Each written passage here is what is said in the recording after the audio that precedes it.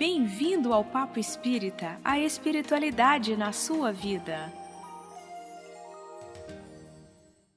Olá a todos, bem-vindos e mais um programa Papo Espírita no Ar. O tema de hoje, o que é a nossa sombra?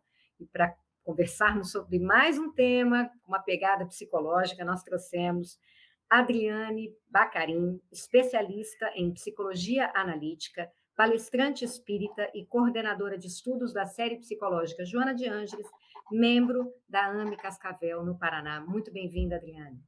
Tudo bem? Tudo bem, Obrigada por, obrigada. obrigada por aceitar nosso convite, Adriane. É sempre um prazer e uma honra falar através da Joana ou por meio dela, enfim, né, desses temas que tantos nos tocam. A gente agradece. Esse tema, ele também faz parte de da série psicológica da Joana de Ângeles, dos ensinos da Joana de Ângeles, que é a mentora espiritual do médium Divaldo Franco.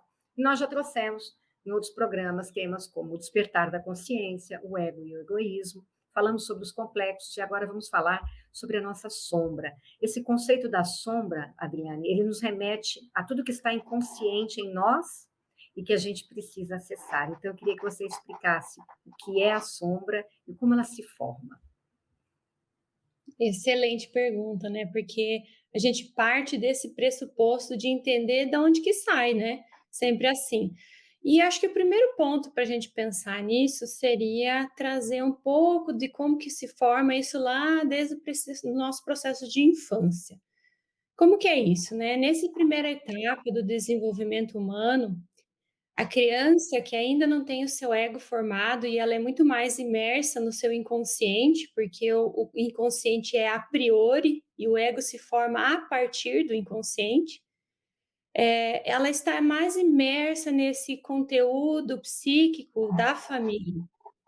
Jung vai chamar esse conteúdo psíquico de participação mística, né? Que ela fica inserida nisso tudo e muitas vezes algumas das suas manifestações estão muito mais vinculadas àquilo que a família apresenta, né? As demandas da família, do que dela propriamente dita, uma vez que o ego ainda não está formado.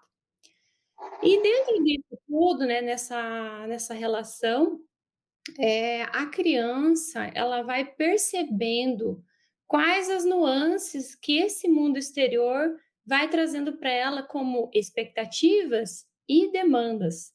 Então, muitas vezes ela vai interiorizando, vai entendendo questões do que ela tem que ser, do que ela tem que fazer, porque ela quer atender essas demandas exteriores, que, como a gente disse, começa muito mais dentro do contexto da família e que só depois é que vai responder a essas demandas exteriores da sociedade como um todo, né, no período da escola e depois nas outras relações. Pois bem, então dentro dessa ideia de que existe aí uma demanda, uma expectativa, né, desse grupo, a criança vai formando as suas personas. Então, por exemplo, no momento em que ela está expressando o seu conteúdo de raiva e a relação com a mãe, que normalmente é a que mais tem influência, ou alguém que exerça a função materna, ela vai dizer: eu não gosto quando você age assim. A criança vai entender que aquele comportamento não é adequado para aquele contexto, né? Ele é inadequado. Então a criança vai começar a interiorizar aquela manifestação da emoção da raiva. E assim se dá entre outras questões. Então, em oposição, né, o Jung trabalha sempre com uma questão dupla, né, de mundo externo e mundo interno, sempre esse par de opostos. Em oposição à persona, vai sendo formada a sombra, né? E aí entra a questão da tua pergunta. Então, é como se a gente tivesse uma linha divisória que fizesse assim, a persona, ela fica manifestada, né? É o que eu me coloco como sujeito no mundo, e na parte interna eu trago as minhas questões, as minhas verdades, que aquilo que muitas vezes elas podem ser independentes das expectativas e demandas exteriores. São as minhas demandas internas que a gente fala, né? Então essas demandas internas são aquilo que a gente chama de sombra. O nome sombra pode dar a entender que existe sempre uma questão assim sombria, uma questão escura, uma questão densa, e não necessariamente. Eu dei o exemplo da raiva, não é mesmo? Mas eu posso dar um exemplo diferente. Por exemplo, se eu estou num contexto familiar em que a arte, a cultura, a dança, a música não é muito bem aceita, não é muito bem estimulada, se um sujeito traz características relacionadas a isso e a família não valida, né, não concorda, não acha bom, ele não vai manifestar aquilo no contexto familiar, né? Vamos pensar numa situação, por exemplo, do masculino, né? O gênero masculino que gosta do balé. Então, se a família não vê aquilo com bons olhos, não aceita aquilo, não traz validação, ele vai entender que aquilo é algo que ele não deve manifestar. Então, da mesma maneira, esse gosto pela arte, esse gosto pelos campos artísticos acabam sendo algo que fica no conteúdo da sombra, entende? Então, nós temos, assim, sempre que pensar que sombra, né? Talvez a gente vai ter oportunidade de desmiuçar um pouco mais isso, que sombra ela não tem relação necessariamente com a questão ruim da personalidade, mas ela traz essas duas vias, ou seja, o que está na sombra é o conteúdo reprimido e não o conteúdo ruim, entende? Então, o que eu mostro na sociedade é a questão da persona, e aquilo que eu guardo, né, que eu coloco debaixo do tapete, é a minha sombra. Essa explicação é importantíssima, porque a gente tem essa tendência, né, de achar que essa é minha sombra, então tudo isso é negativo, tudo isso que está em mim eu tenho que abafar, eu não posso mostrar. Então, eu queria avançar o bate-papo com a Miriam para explorar um pouquinho mais os conhecimentos aí da Adriane. A Adriane trouxe uma parte interessante. Ela começou para o nosso entendimento na criança. E é interessante que a gente observe, né, os pais que hoje têm seus filhos pequenos, né, o quanto é importante esse olhar da personalidade que está sendo formada, né? E a minha geração é uma geração em que psicologia não era tratada, né? A educação dos filhos tinha um padrão. E como é interessante a gente ver que o desenvolver da personalidade dessa criança, o quanto isso vai atingir enquanto adulto. E o quanto a gente reprime, né, de sentimentos, quanto a gente reprime de emoções, de ideias também, e que a gente às vezes vai passando os anos e a gente não percebe.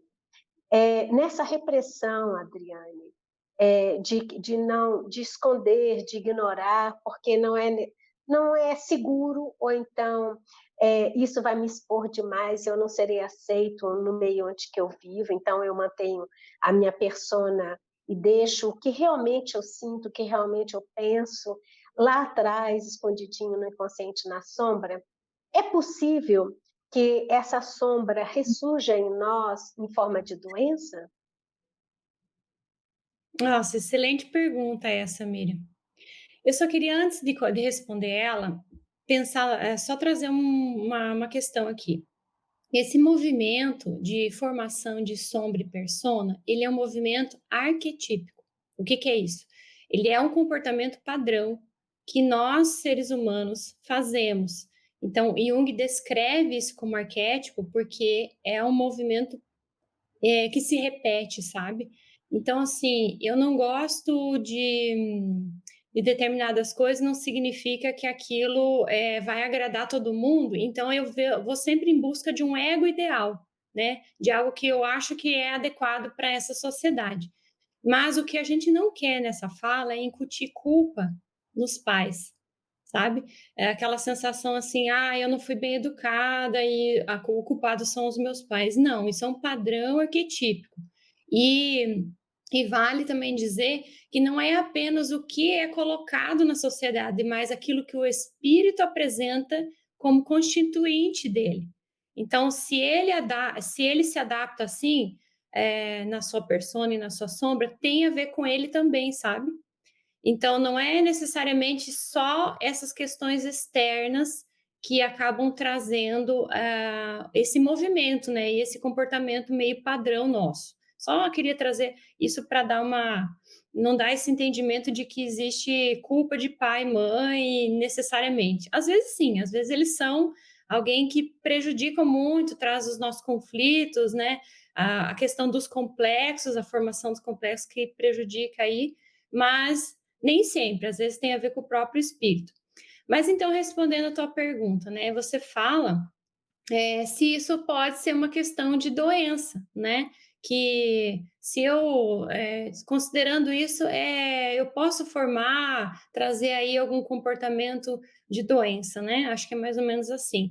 Se a gente pensar no sintoma, né? A doença é um sintoma, como uma via de manifestação do inconsciente que não foi ouvido, a gente poderia dizer que a resposta é sim, que sim, tem uma relação com isso, né?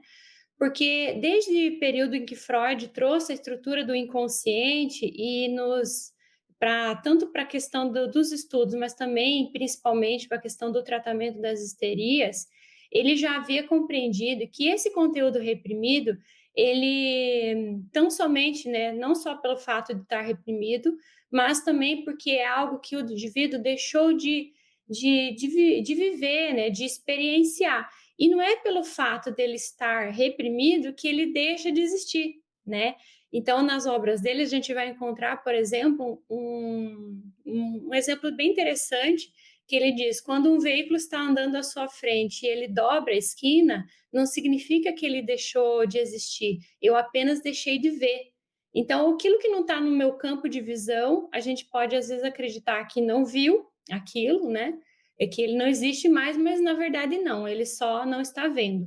E aí aquilo que eu preciso manifestar, a psique, que é autorreguladora, né, e está sempre buscando formas que a gente a ouça, né, a dê ouvidos, vai usar vários meios, como por exemplo o sintoma, também os sonhos, o xiste, né, que são as piadinhas que vão saindo naquelas nossas falas, o ato falho e outros tempos. Acho que seria mais ou menos nesse sentido. Thelma, continua, vamos lá. O assunto está bom. Tá muito bom, Adriane. Eu queria só voltar um pouquinho a essa questão da questão dos aspectos negativos, né, da sombra.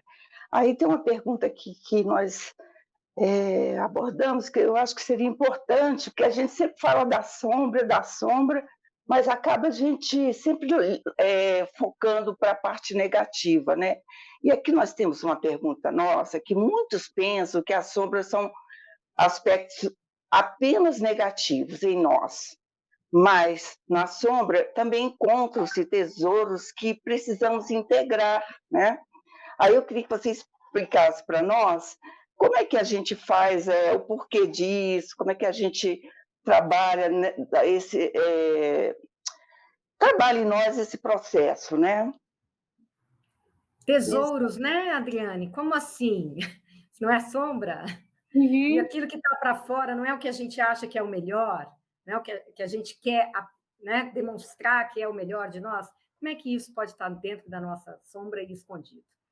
Isso, entendi. Então, como a gente tinha comentado, não, né? Na sombra nós não temos apenas aspectos negativos, temos aspectos reprimidos, né? Então nós temos aquilo que foram postos sempre debaixo do tapete por alguma razão, para uma adequação social. A gente queria se adequar e aí colocou as coisas dessa forma. E quando você fala, né, de integrar, porque a gente como que a gente integra, então, esse conteúdo que está ali, né? Seria, então, uma vivência menos hipócrita, né? Uma vivência, assim, que seja mais condizente com aquilo que eu sou, com aquilo que é autêntico meu, né? Com a minha realidade. E, claro, que isso não se trata, né, de sair por aí colocando para fora os nossos aspectos primitivos, né? De sair violentando as pessoas e sendo rude com os outros, não é isso, não é essa forma que a gente quer dizer quando fala de autenticidade. Mas seria compreender que nós não somos esses papéis que a gente desempenha na sociedade. Então, se eu aprendo a falar manso, porque na minha casa eu fui reprimida a hora que eu gritei, a hora que eu falei alto, eu aprendo a falar manso, isso pode ser usado como uma função na sociedade importante, né? Porque tem muitos lugares que a gente não pode falar alto. Então, a persona, ela vem a nosso serviço também, colaborando com esse processo. Mas, se eu tenho hábito, né, se é algo assim que eu gosto, né, para mim é importante falar alto, então eu vou encontrar em algum momento um lugar que eu possa ser o que sou e eu vou manifestar, desde que eu respeite os meus colegas, né, as pessoas com quem eu convivo. Então, a gente pode colocar, expressar a nossa raiva, de forma racionalizada, por exemplo, né? Então, eu estou pensando que determinado conteúdo me trouxe um sentimento de raiva, eu não vou reprimir novamente esse sentimento. Eu vou cultivar o sentimento da raiva, né? Eu vou identificar, olha, eu estou sentindo raiva. Isso é tomar conhecimento de que aquele sentimento está ali pertencendo e que ele faz parte da minha personalidade, que faz parte do meu conteúdo humano e que eu não vou reprimir novamente, eu vou pensar nele, eu vou analisar por que eu senti raiva, o que a raiva me traz de informação, o que a raiva quer me dizer. Então, eu não estou sendo hipócrita comigo, entende? Eu estou, assim, sendo fiel àquilo que eu sou. Isso é o processo de integração da sombra, que é quando você toma conhecimento, porque a sombra, ela faz parte dessa etapa de desenvolvimento que a gente está, que é de período de provas e expiações. Um espírito evoluído, ele já deu conta de integrar a sombra, mas nós ainda não. Então, a gente precisa aceitar aquela situação que está acontecendo dentro de nós, a nossa emoção, para que a gente vá trabalhando ela, né? Então, a gente vai cultivar. A gente gosta muito dessa palavra de cultivo, né? Eu não jogo para baixo do tapete, mas eu cultivo. Por exemplo, uma família que... Só um pouquinho, Miriam, que queria só comentar um pedacinho que ela falou. Uma família para a qual demonstrar raiva é algo inimaginável, né? Ou para aquele espírito que já traz, né? Como você bem lembrou, que nem tudo é só família, muita coisa, muito conteúdo nosso, né? E aí você vem com essa questão, não, eu não posso demonstrar raiva porque eu perco o controle. Na hora em que eu demonstro raiva, eu vou tentar de todas as formas colocar esse sentimento, negá-lo, né? Deve ser mais ou menos por aí. Aí eu ponho para debaixo do tapete e parece que eu sou uma pessoa totalmente zen, que eu nunca sinto raiva. Só que vai ter um momento que aquilo vai explodir de alguma forma, seja na forma de sintomas, né? Como você falou, nos atos falhos, em alguma forma aquele conteúdo vai ter que se expressar, né? Acho que a Miriam também quer tratar alguma coisa sobre isso. Pode continuar, Miriam. Eu achei interessante quando a Adriane falou, a gente tem que cultivar, né? Eu queria só que ela explorasse um pouquinho mais, porque no senso, né, comum, cultivar significa alimentar, né? Eu creio que ela não está falando de alimentar a raiva, mas um cultivar com outro olhar. Você podia traduzir um pouco esse cultivar, Adriane? Uhum. Esse termo a gente vai encontrar na própria codificação espírita. Kardec usa cultivar, de outra forma, enfim. O cultivo, o que é? Se a gente for pensar na planta, né? A planta, ela precisa de cuidados, ela precisa de tato, ela precisa de ajustes, muitas vezes. E ele vai usar essa palavra exatamente quando ele fala da educação moral, e não a educação pelos livros, mas a educação moral.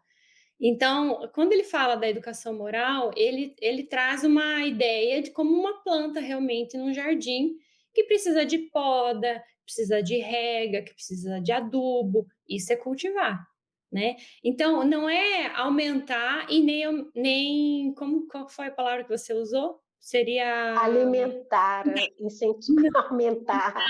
Não é alimentar, não, muito pelo contrário, mas eu entender que ela está ali, de eu entender que ela faz parte do meu processo, do meu período de provas e expiações. Negar que é o ruim, acho que fica fácil a gente entender quando a gente pensa de que se eu colocando debaixo do tapete, como ela foi colocada, né? Ela não deixa de participar, ela vai participar de outras vias. E aí eu preciso dar lugar de manifestação dela. Entende? Então, ela precisa ter lugar de manifestação, seja na terapia, quando eu vou falar com alguém, que eu digo, eu uso uma outra forma de manifestar. Olha, naquele momento, quando aconteceu tal coisa, eu senti muita raiva. O meu pai fez isso, minha mãe fez isso, senti muita raiva disso. Pronto, falei. E daí aliás, Freud vai dizer que a fala, por si só, ela já traz o processo de cura. Então, eu falei. Então, ela entra no meu campo de racionalização. Ela não fica restrita no meu campo da emoção. Então, eu vou trazê-la numa outra via. E ali eu vou lapidar essa raiva, né? Eu vou entender essa emoção. Por que que ela veio? E aí eu vou usar isso a meu favor. Então, seria a gente não ser hipócrita com a gente nesse sentido. Da gente não negar que tem a raiva, de ficar mostrando um comportamento bonzinho, um comportamento que se dá como um adequado para a sociedade, só que lá dentro eu estou fervendo, né? Aí eu tenho dor no estômago, aí eu tenho azia, aí eu tenho úlcera nervosa, porque eu tô com a raiva ali ainda contida dentro de mim, ela não está participando, ela não está sendo cultivada, ela está morrendo ali, definhando, nesse sentido, sabe? Não sei se ficou claro. Ficou claro. Eu queria só comentar, pensando em tudo isso que a gente está conversando aqui.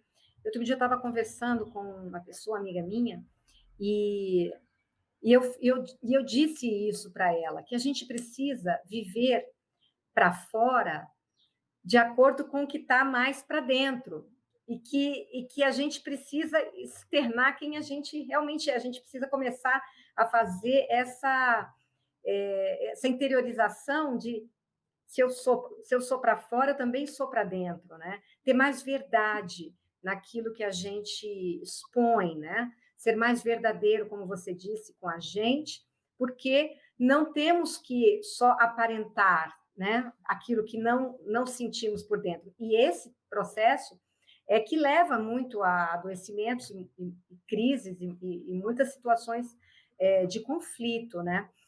Thelma, continua a explorar nosso assunto?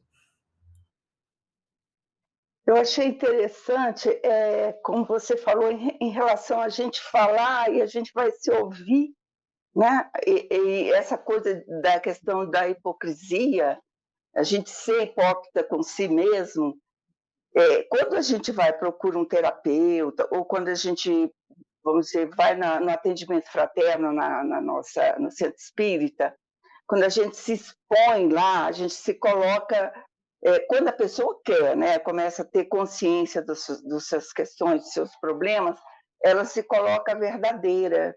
E quando você se coloca de uma forma verdadeira, já é um passo de você se conhecer, se trabalhar, falar, poxa, eu tenho essas coisas negativas, eu tenho isso, eu tenho aquilo. Então, assim, esse processo do autoconhecimento, mesmo que a pessoa não siga uma religião, não, mas quando ela vai predisposta, né, a se conhecer através de um terapeuta, isso para mim é o que você colocou, é sair da hipocrisia de si, sabe? É ser verdadeiro consigo mesmo.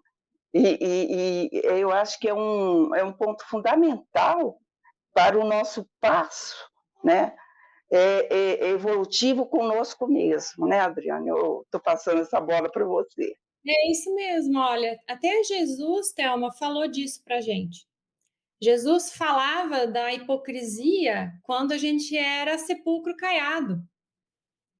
Bonitos por fora e feios e bolorentos por dentro, né?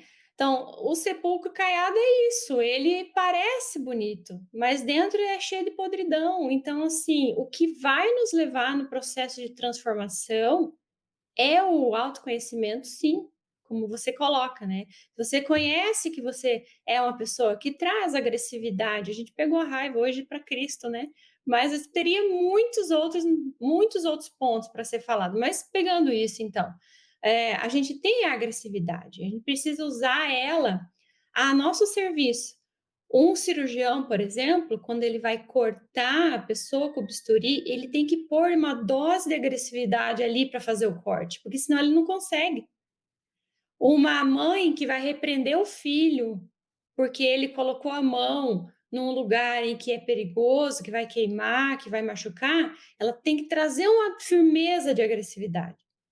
Então, a agressividade, ela é importante para nós, mas ela, se ela for reprimida e a gente não usar ela, né, seja o seu falar sim, sim, não, não, se a gente não usar a agressividade a nosso favor, ela vai vir de uma forma monstruosa, e aí é que tá. Ela fica na sombra, ela fica densa, ela fica forte, e aí, conforme ela se fortalece, ela vai como que nos dominando, ela vai pegando, né, o que nós temos de controle disso, né, acho que a palavra nem é controle, mas assim, de contenção daquilo e arrebenta. É como você pôr uma água, a água contida num dique, né, numa represa. Se a quantidade de água for muito superior, aquilo em algum momento vai romper e aquilo vai vir tudo por água abaixo. Então, esse é o grande perigo da gente deixar conteúdos na sombra e não ser trabalhado isso, né? Então, realmente, a via é o autodescobrimento e não é à toa que Joana de Ângeles traz a série psicológica e várias outras obras que estão fora desse grupo, mas que compõem a nossa interpretação e que favorece a nossa interpretação na questão 919 do Livro dos Espíritos. Conhece a ti mesmo. E ali, a gente entendendo que a agressividade, ela tem uma via de manifestação, aí vem o cultivar, né, veio o cultivar, ela tem uma manifestação na minha vida, mas ela tem que ser precisa, ela tem que ser colocada como na dose correta, nem mais e nem menos, né? Se a gente não faz isso, a gente perde a oportunidade de colaborar para o processo do outro e para o nosso ao nosso próprio processo, né? A gente pegou raiva, né, como exemplo, mas pode ter o amor como exemplo, né? Em uma família que, por exemplo, ou um espírito, né, que, por exemplo, tenha sofrido muito questões de amor, né? Ele joga o amor e a doação, né? Talvez para o inconsciente dele, para a sombra. E aí ele vai negar que esse sentimento se coloque na vida dele. Ele não, a vida é muito dura, ninguém pode confiar em ninguém, né? Não tem isso também? Nossa, tem mesmo. Assim, quando a pessoa ela sofre, né, Ana, alguma violência, vamos supor, e ela entendeu que amar não era algo seguro, era algo que ela estaria em perigo. Ela vai reprimir, sim, as suas manifestações de afeto, né? Então, é igual um animal que sofre violência, né? E quando alguém chega, mesmo que com boa intenção, ele vai atacar, porque o ataque, nesse caso, é a melhor defesa. Então, sim, às vezes a gente tem o amor na estrutura de sombra, né? Quando a gente fala disso também, né, gente, não precisa a gente pensar assim que é um lugar embaixo, é um lugar em cima, é um lugar no meio. Não, é só uma forma didática, né, que Jung encontrou para nos explicar esse processo, como que ele pode ser denominado, e daí, a partir do momento que a gente faz a discriminação, a gente vai entendendo que aquilo faz parte, né, que aquilo nos constitui. E mais, tá tudo misturado, é um todo, em algum momento não é sombra, mas é complexo, em outro momento enfim, outras coisas, né? Só para comentar. Miriam? É tanta coisa, né? Que fica aqui repensando, aí a gente pensa na pergunta, aí a Adriane vai em outro assunto, a pergunta foge da cabeça, é uma coisa incrível. Mas é porque é um assunto importante isso, né? Assim, às vezes eu penso uma coisa. Porque, na verdade, nós estamos falando de um lado que a gente desconhece, né? Então, eu achei interessante os exemplos que vocês deram, porque a raiva, a agressividade, né, como foi colocado aqui, ela não é ruim, né? Então, as emoções não são ruins, o ruim é qual é a intenção que a gente a usa, né? A Adriane deu 2 exemplos do uso da agressividade perfeito. É só eu que dou o tom de ruim ou bom, né? E como a cabeça, tanto quanto racional, a gente vive um pouco para entender, precisa da dualidade, né? Quando se dá, nós demos bastante exemplo, né, da raiva, da agressividade, a Ana trouxe o amor, e quando, na verdade, eu sou, enquanto espírito, né, então, enquanto essência, realmente eu sou amoroso, eu sou atencioso, por mim, né, pela minha essência. Nessa condição, ainda que a gente esteja nesse nosso planeta de prova e expiação, Adriane, nessa condição em que eu realmente sou o lado bom que muitos utilizam através do comportamento. Esse eu sou. Há o correspondente dele na sombra da agressividade também, só tentando fazer o oposto? Sim.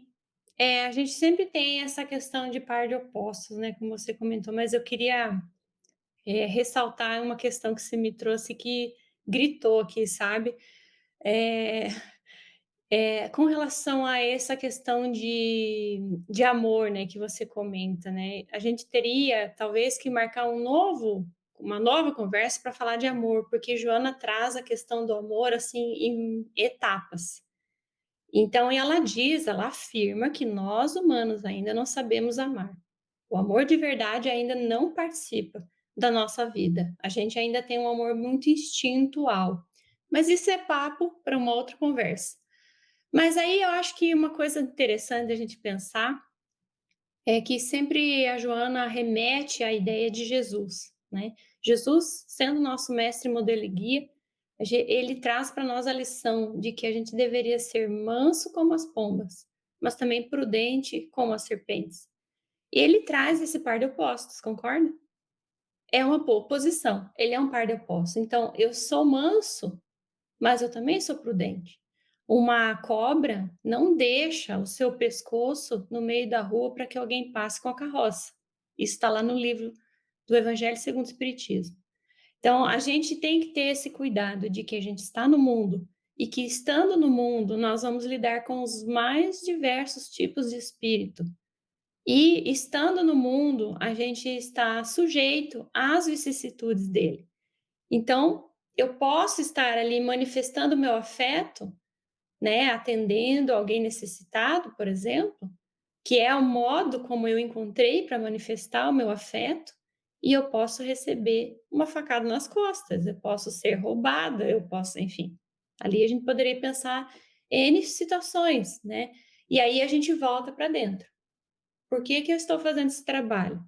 Qual que é o objetivo de eu estar fazendo esse trabalho? Será que eu quero agradecimento? Será que eu quero ser visto? Será que eu quero... O que que eu quero? Aí a gente pensa nesse amor que eu estou dando. Aí veio o cultivar de novo. O que que eu estou dando? É afeto de verdade ou eu estou querendo algo em troca? Então, sempre o trabalho é assim, né? A gente vai fazendo maneiras de se manifestar, mas o olhar é sempre para dentro. Eu, enquanto indivíduo, como que eu estou lidando com isso? Perfeito. Thelma, mais alguma pergunta? Eu tenho aqui, qual a forma de acessar e integrar esses conteúdos da sombra, Adriane? Ótimo. Então, de fato, Thelma, é aquilo que a gente comentou, né? Para a gente integrar isso, a gente se vale, né, do autoconhecimento. O autoconhecimento vai trazendo, né, esse olhar, essa aceitação daquilo que a gente é e principalmente suportar o que se é. Às vezes a gente fala assim: "Ah, mas eu não dou conta daquilo", aí fica um pouco de ansiedade da nossa parte, querendo resolver, querendo ser melhor, e aquela neurose do se melhorar. Só que isso não é o processo, porque o processo é se suportar, o processo é deixar ser, o processo é assim: eu sou egoísta, isso eu sei, mas aonde que eu estou colocando o meu egoísmo, né? Eu sou uma pessoa que ainda não consigo doar, então, egocentrada, né, sempre voltada para mim. Então, aonde que eu coloco isso tudo? E aí a gente entende que isso, né, a nossa jornada ela é longa, longa e difícil. Aí eu gosto muito, né, da Joana falando a respeito do parto dorido, né? Ela comenta que o processo de autoconhecimento é como um parto, mas um parto bem doloroso. Porque quando a gente se olha, às vezes a gente vai encontrar coisas que a gente acreditava ser diferente e que o ego, por estar inflado, acaba nos convencendo de que a gente é bom, de que a gente já está adequado, e na verdade não, né? A gente vai entendendo que ele é um processo de construção. E esse processo, né, como você comenta, de integrar, ele é o que vai nos direcionando ao self, que é o nosso Cristo interno, porque dentro de nós existem as respostas, né? Aí a questão do Livro dos Espíritos, onde está gravada a lei de Deus? Na consciência. Mas quando ele fala de consciência, não é a estrutura consciente, né, que os psicólogos nos trouxeram, os teóricos da psicologia nos trouxeram, mas a consciência cósmica, o espírito imortal que somos. Então, ali está gravada a lei de Deus. Então, é quando eu acesso aquilo que está em mim, né, o autoconhecimento, eu extraio de mim aquilo que eu já sou. Então, o Hillman vai trazer uma analogia perfeita, né? Na semente do carvalho já consta a árvore frondosa. Então, a árvore já está nele. Basta o quê? Florir, basta crescer, né? Então, é Basta cultivar, né? Basta cultivar. cultivar, deixar E florir. esse é um exemplo fantástico para nós, né? Para o nosso, quem somos como espíritos. Já está tudo dentro de nós, né? A nossa angelitude também, que um dia seremos, e a nossa consciência cósmica já está dentro de nós, nos direcionando. A Precisamos Amélia Rodrigues, acessar, né? isso, desculpa, te cortei. A Amélia Rodrigues, ela ressalta muito isso, né? Quando ela retrata Jesus lá nas tarefas que ele realizava, ela sempre diz que Jesus, quando ele olhava, ele não olhava aquilo que se apresentava, mas ele olhava além. Então, ele conseguia penetrar no indivíduo e ver essa árvore frondosa que ele era. Então, acho fantástico, né, o trabalho que ela traz para a gente através das experiências que o Cristo teve. Eu teria várias outras perguntas para a Adriane, mas o nosso tempo está se esgotando. Então, eu queria passar a palavra para você, Adriane, para que você deixe essa mensagem sobre o que a nossa sombra nos revela, como podemos utilizar esse conteúdo em nosso favor na vida. Uhum. O que a sombra nos revela, né? Eu acho que para a gente falar disso, acho que a gente pode se fixar aqui numa fala de Jung, né? Que ele diz assim, que as pessoas, quando elas são educadas para enxergar claramente aquele lado sombrio da sua própria natureza, elas aprendem ao mesmo tempo não somente a se compreender, mas também a compreender e amar o semelhante. Então, acho que isso é uma coisa muito bacana, porque nós, no meio espírita, a gente fala o tempo inteiro de amar o semelhante, de compreender o semelhante, ter empatia, né? De ser benevolente, indulgente, né? Compreender os defeitos alheios, mas a gente às vezes não sabe como ser. E a gente confunde o ser com palavras ditas assim de uma forma mais calma, como um abraço fraternal que a gente dá na casa espírita, ou com um telefonema, alguma coisa assim, nossa, que tem uma auréola, né, de coisa boa, e que nem sempre aquilo tem a ver com algo que é bom. Mas na medida que a gente se entende, a gente vê que a gente tem defeito, que a gente tem muitas coisas ainda a ser trabalhadas em nós, e aí o outro que é o nosso espelho, o outro que acaba sendo, né, esse objeto de olhar, porque a gente olha muito melhor os outros do que a nós mesmos, a gente vai refletindo nele que ele também é um sujeito em construção, que ele também é um sujeito, né, que está em processo, que está se trabalhando do jeito dele. Então, o processo de autoconhecimento, ele vai nos encaminhar para aquilo que a gente tanto almeja, que é a transformação moral. É só por meio dele que a gente consegue. E aí, então, a gente diz, né? Todo mundo tem sombra. Não tem como ser diferente. Até a Joana sempre ressalta muito isso, né? Que nós temos sombra. O problema é a sombra nos ter. Esse é o grande problema. Então, quanto menos essa sombra está incorporada na forma consciente do indivíduo, mais negra e densa ela é. A gente comentou isso aqui. E aquilo que a gente nega ter é aquilo que a gente acaba se subordinando. Então, assim, aquilo que eu aceito em mim, aquilo me transforma. E é aí que a gente encontra o tesouro, né?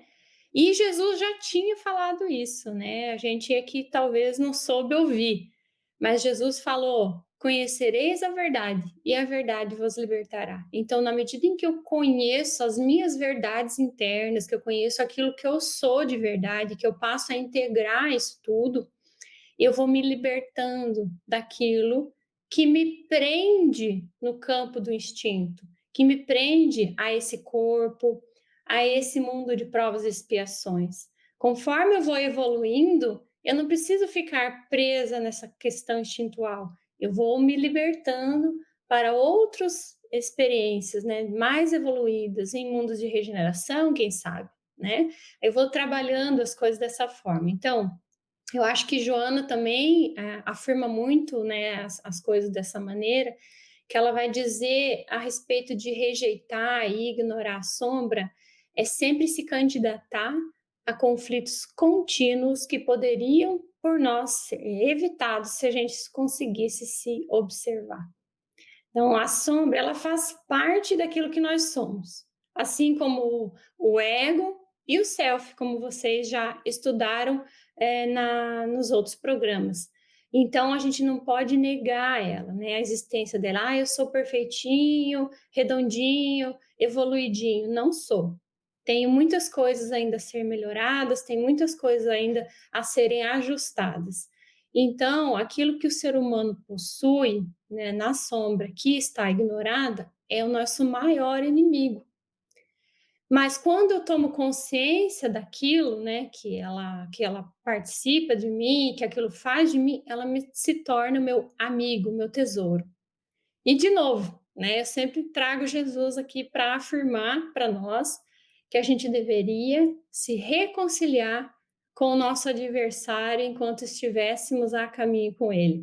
Então, quando Jesus fala isso, ele está falando disso, né, da nossa sombra, ele está falando disso que a gente nega em nós e que também. Só um pouquinho. Isso que a gente nega em nós e que tão bem nos faz quando a gente passa a olhar de uma forma diferenciada. Então, acredito que seja essa, né, a nossa proposta de fechamento desse assunto, mas se quiserem perguntar mais, a gente está à disposição. Mas essa ideia, sabe, de que, assim, não basta, assim, a gente apontar o dedo para o outro, né? Uma forma de a gente conhecer a nossa sombra, que eu acho que faltou falar isso talvez, de a gente conhecer o que nós temos de sombrio em nós, é a gente prestar atenção na projeção. Porque é por meio da projeção, como que eu olho o outro, as críticas que eu faço para o outro, o que eu vejo no outro, né? Então aí vem aquela, né, eu ignoro algo gigante na frente do meu olho, mas eu vejo o cisco no olho do outro. Então, assim, isso vem nos trazer o quanto a projeção vai dando dicas, o quanto a projeção vai nos informando quais os caminhos que a gente deve olhar primeiro. E aí a autoobservação. Conhecereis a verdade e a verdade nos libertará. Acho que isso é o que mais a gente precisa prestar atenção mesmo. Fantástico, né, meninas? Eu acho que, Adriane, você teve a felicidade de nos trazer exemplos que tocam o nosso dia a dia, né? O nosso cotidiano, para que a gente se enxergue na nossa condução nessa vida com esses conteúdos que, infelizmente, a gente precisa, né? As pessoas acham que basta a gente colocar essa persona bem adequada no mundo e que estamos todos bem. Porém, não é à toa que as pessoas estão aí em grandes sofrimentos, né? Porque tem todo esse conteúdo que é difícil para a gente entrar em contato As pessoas muitas vezes desistem, né? Começam a olhar alguma coisa e não, é inconsciente, né? Mas eu prefiro não ver o que está atrás de mim. E a gente sabe que é só tendo essa coragem e essa fortaleza que a gente vai se libertar de sofrimentos desnecessários, de conflitos desnecessários, né? Tanta coisa em família que a gente vive no nosso ambiente de trabalho, tantas projeções, como você mesmo colocou, que são a nossa natureza tentando se manifestar e a gente está jogando em cima do outro uma responsabilidade, muitas vezes, que é da gente se trabalhar, né, dentro de nós. E a gente gasta muita energia em parecer ser algo que não se é. Se a gente canalizar essa energia psíquica para a nossa transformação, a gente vai conquistar muita coisa, né? Então, acho que o ponto, né, de a gente pensar é que a gente deve gastar energia com aquilo que vale a pena. Então, por que eu tenho que ter essa aceitação o tempo inteiro? A gente já saiu do campo de infância biológica. Como exemplo disso, a gente não pode permanecer na infância psicológica, na infância emocional, de achar que o outro tem que ditar as regras da minha maneira de ser e que eu tenho que agradar todo mundo, né? Então, agradar todo mundo é algo assim impossível e também absolutamente desnecessário. A gente não precisa agradar a todo mundo, a gente precisa ser autêntico, a gente precisa agradar a si mesmo, precisa fazer aquilo que é para o que eu estou aqui, qual a finalidade da encarnação.